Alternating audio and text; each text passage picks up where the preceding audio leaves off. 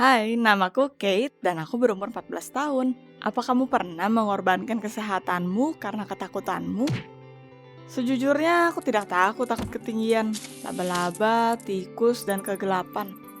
Satu hal yang menakutiku adalah dokter gigi. 3 tahun lalu aku memiliki janji dan aku sangat takut. Sampai aku bersumpah tidak akan pergi ke dokter gigi lagi.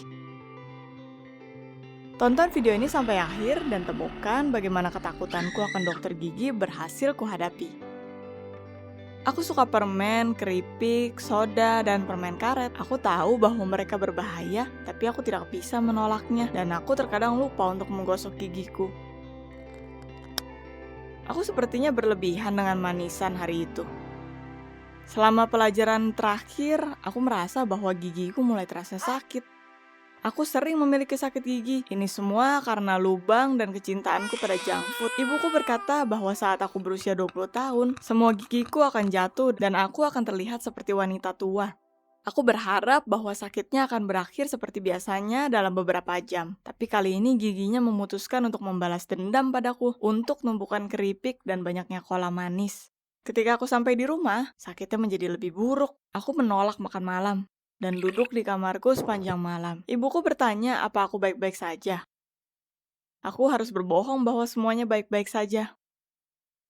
Aku tidak suka berbohong pada ibuku, tapi jika dia tahu bahwa aku memiliki sakit gigi, dia akan segera menyeretku ke klinik. Dan ini adalah hal terburuk di dunia. Apa kamu sering membohongi orang tuamu? Sepanjang malam, sakitnya menjadi tidak tertahankan. Aku siap untuk menggigit bantalku untuk mencegahku berteriak di seluruh rumah.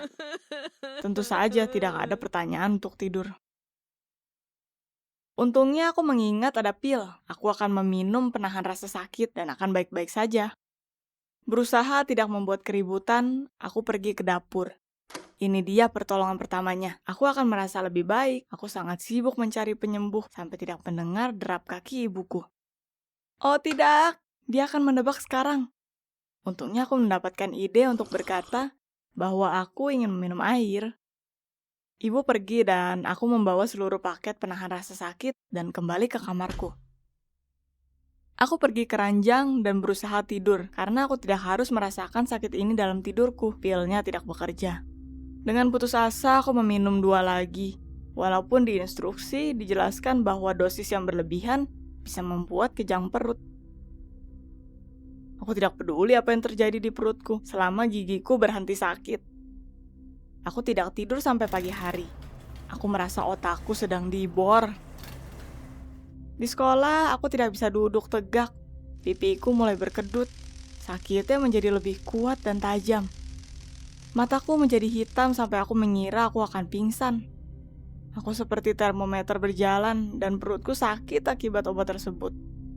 Setelah kelas, aku meminta temanku Mary untuk mengantarku pulang. Jalan pintas terasa seperti maraton. Temanku segera menyadari sesuatu salah denganku. Aku mengeluh pada temanku tentang kesakitannya. Mary berkata padaku untuk segera ke dokter gigi daripada meminum terlalu banyak anestesi. Saran yang cemerlang, aku lebih baik kesakitan selamanya dan tidak makan apapun selain pil daripada duduk di kursi dokter gigi. Mary mengantarku sampai ke pintu. Kita berpisah. Pandanganku sangat buram sampai aku tidak bisa memasukkan kunci sampai kelima kalinya. Ibuku sepertinya menebak sesuatu, walaupun lagi-lagi aku menolak untuk makan dan segera pergi ke kamarku, berusaha untuk tidak menunjukkan pipi bengkakku pada ibuku. Aku menghabiskan sepanjang malam mengalihkan diriku dari rasa sakit. Melukis, berbincang dengan teman, menonton film, bahkan mengerjakan tugas aljabrah, tapi tidak ada yang membantu. Bagaimana kamu mengatasi rasa sakit? Aku harus mempersiapkan tugas kimia, tapi aku tidak bisa memikirkan apapun selain gigiku. Ujian yang kutakuti seminggu lalu, kini seperti bukan apa-apa. Pikiranku berlomba, aku tidak bisa berkonsentrasi. Gusiku berkedut, tak tertahankan, dan pipiku masih sangat panas dan berdenyut. Aku mengambil pilku lagi, dan rasa sakitnya berhenti. hanya untuk menyiksaku lagi. Aku melempar tubuhku ke ranjang dan mengubur wajahku di bantal. Aku tidak tahu apa yang harus kulakukan. Aku hanya berbaring di sana dan menangis sunyi sehingga ibuku tidak mendengarnya. Aku butuh untuk menghentikan histeria ini. Air mata tidak akan menyembuhkan sebuah gigi. Hampir tidak membuka mataku dari sakit luar biasa di kepalaku. Aku pergi ke internet dan mulai mencari cara untuk menyembuhkan gigiku sendiri. Aku takut akan suntik dan aku tidak tahu cara melakukannya. Kompres sulit, tapi membilas mungkin berhasil. Sekarang aku hanya harus pergi ke apotek dan semuanya akan baik-baik saja. Aku tidak berani pergi di malam hari. Ibuku tidak tidur nyenyak. Dia akan bangun dan menangkapku. Yang berarti bahwa aku tidak bisa kabur dari dokter gigi. Aku harus menunggu sampai pagi hari. Aku sama sekali tidak tidur sebelum subuh. Tapi aku menemukan cara untuk mengecoh ibuku. Aku berpura-pura akan pergi ke sekolah. Tapi aku pergi mengelilingi rumah dan bersembunyi di belakang rumah. Menunggu ibuku pergi kerja. Aku takut untuk pergi langsung ke apotek. Tidak ada yang lebih buruk dari bertemu ibuku di belakang. 5 menit terasa seperti selamanya. Setidaknya dia pergi.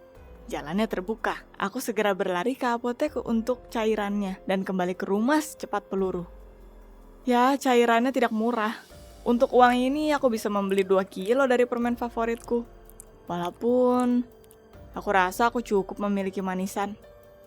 Apa kamu bisa menyerahkan makanan favoritmu untuk kesehatan? Aku menyiapkan cairan sesuai dengan instruksi. Membilas gigiku menyeluruh setiap 3 jam, tapi tidak ada efeknya. Pipiku bengkak seperti popcorn, dan aku mulai berpikir bahwa sesuatu bergerak di bawah gigiku. Seperti beberapa ulat berdiam di gusiku dan mengunyahnya. Aku merasa lemas dan selain itu aku memiliki demam. Malam harinya ibuku datang ke kamarku. Aku baru saja ingin meminum pilku dan aku berhasil menyembunyikannya di bawah bantalku. Ibuku bertanya apa aku baik-baik saja. Aku balas mengangguk. Untungnya teleponnya berbunyi dan dia pergi ke dapur. Setelah itu aku tidak bisa berbicara lagi. Itu terlalu menyakitkan. Lidahku selalu menyentuh gigi yang sakit. Sepertinya sesuatu cairan akan keluar dari situ. Ibuku sudah berada di kamarnya. Jadi tidak ada sesuatu yang bisa menghentikanku pergi ke kamar mandi dan melihat gigiku yang sudah menderita lama. Tidak, apa itu? Di atas gigi ada abses besar. Itu tidak ada di sana kemarin malam. Ketika aku kembali ke kamarku, aku tidak bisa tidur. Aku sangat jijik menyadari bahwa ada kotoran di mulutku. Aku tidak akan pernah memakan permen brengsek lagi. Aku membaca tentang abses di online. Aku berharap aku tidak melakukannya. Ternyata nanah dari gusi yang membengkak bisa masuk ke rahangku dan lalu ke otakku dan menyebabkan infeksi sangat buruk yang berakhir kematian. Aku sangat takut. Aku tidak tahu jika itu benar, tapi itu terdengar menyeramkan. Tentu saja, hanya seorang dokter yang bisa menjawab semua pertanyaanku. Tapi aku tidak pernah pergi ke klinik. Sepertinya aku hanya mempunyai satu kesempatan untuk menghilangkan kesakitanku. Aku menyelinap ke kamar mandi. Demam dan rasa sakit membuatku pusing. Hanya sekarang aku merasakannya bahwa aku belum makan selama 3 hari. Perutku berbunyi sangat kencang karena kelaparan. Sampai itu hampir membangunkan ibuku. Cukup, sekarang atau tidak sama sekali. Itu sangat menakutkan, tapi aku lebih takut akan dokter gigi. Membidik sasaran, aku dengan cepat menancapkan jarum ke abses. Aku rasa aku berlebihan karena ketakutan. Rasa sakitnya sangat buruk sampai aku lupa akan segalanya dan berteriak di seluruh rumah. Aku merasa pusing dan mulutku merasakan darah dan sesuatu yang tidak menyenangkan. Pandanganku seketika gelap. Hal terakhir yang aku lihat adalah wajah kebingungan ibuku ketika dia membuka pintu. Aku terbangun di klinik dan hampir mati ketakutan. Aku duduk di kursi dokter gigi. Seorang perawat bersandar padaku bertanya apa anestesinya bekerja. Hanya sekarang aku menyadari bahwa giginya tidak sakit. Dan aku siap untuk mencium gadis karena rasa bahagia. 2 jam berikutnya bukan hal yang paling menyenangkan di hidupku, tapi aku bersedia untuk memberikan segalanya untuk melupakan gigi itu selamanya. Oh iya, itu tidak menyakitkan atau menakutkan, tapi lebih pada rasa maluku seperti anak kecil dan bahwa aku memakan permen bertahun-tahun daripada memperhatikan kesehatanku. Dokternya berkata bahwa dalam situasi apapun, Aku tidak boleh memecahkan absesnya sendiri. Aku beruntung ibuku mendengarku dan membawaku ke klinik tepat waktu. Kalau tidak, kecerobohanku akan berakhir buruk. Sekarang aku akan lebih memperhatikan kesehatanku dan mengunjungi dokter gigi lebih sering. Setelah semuanya, jika aku tidak menghentikannya, maka insomnia dan sakit yang buruk tidak akan bisa dihindari. Dan ibuku sangat ketakutan untuk itu. Jika kamu menyukai ceritaku, like, subscribe ke channel ini, dan share video ini dengan temanmu. Tetap sehat dan minta bantuan medis tepat pada waktunya.